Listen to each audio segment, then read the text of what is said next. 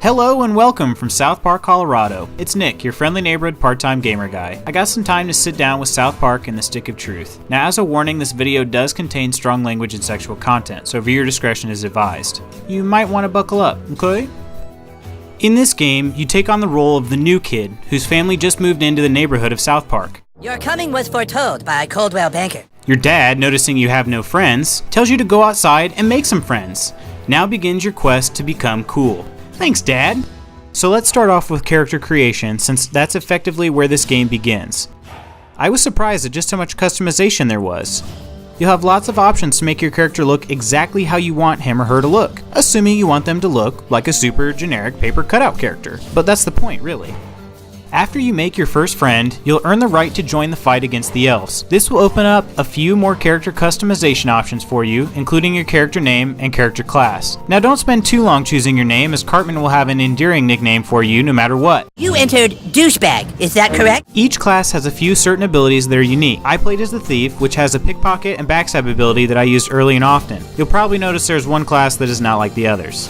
Jew, huh? So I guess we'll never really be friends. Finally, the character menu takes place on the new kid's smartphone, which features a Facebook-style timeline to keep you up to date on your popularity level. From here, you can also manage your current equipment, party, active quests, and magic abilities. Once you're free to roam the streets of South Park, you'll notice that this is a faithful rendition of the world created by Trey Parker and Matt Stone. With tons of characters from the South Park universe, there's a lot to keep you occupied and interested. Feel free to visit some of the familiar hotspots of the show, such as South Park Elementary, Cartman's house, and even Canada. The content of the Stick of Truth is obviously satirical, but the gameplay is still good, like really good. South Park is a truly open world map, allowing you to explore till your heart's content. There's a lot of character management to be done, as you will constantly find better and better gear, or you can buy it using the money you found or earned from quests. Side quests will also keep you busy, with each one completed resulting in a new friend request and increasing the chances of achieving your dad's biggest dream for you, becoming popular. If you like turn-based combat, like what you'd see in Final Fantasy, you'll love the combat system in Stick of Truth. Of course, it's mocking in nature, but it's incredibly well fleshed out. Utilizing timing-based mechanics, a party system, status effects, and inventory buffs, it's sometimes hard to believe that this game is entirely parody. It's really good. Now, the humor is where South Park either makes or breaks its fan base. Nobody is safe from being made fun of, and you either like that style of comedy or you don't. There's no in between. This game is no different. All these homeless people in South Park are making us look like a cold and heartless town. If you could go and beat the crap out of all the bums and vagrants, they'll leave town.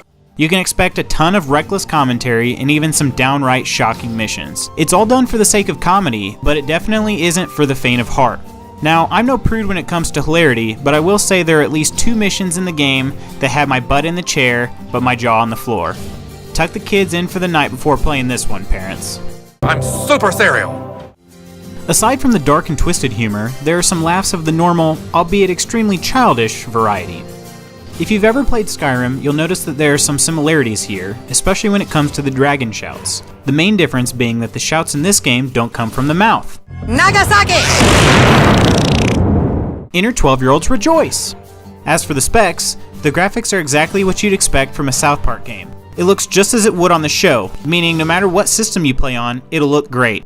Hey, no way you can be disappointed when you have low standards, am I right? A couple other items as food for thought. Fitting with the theme from the rest of the game, the music is a mockery, but it's quite good in its own right. You might get some of the songs stuck in your head. You'll also be pleased to know that this game is extremely stable. I can't remember any notable bugs that I encountered during my playthrough. I played this game on the Xbox One via backwards compatibility, with my playtime ending around 13.5 hours. It's a short, yet long feeling game because there is constant progression. It also feels longer than it is because you'll be in pain from laughing so hard.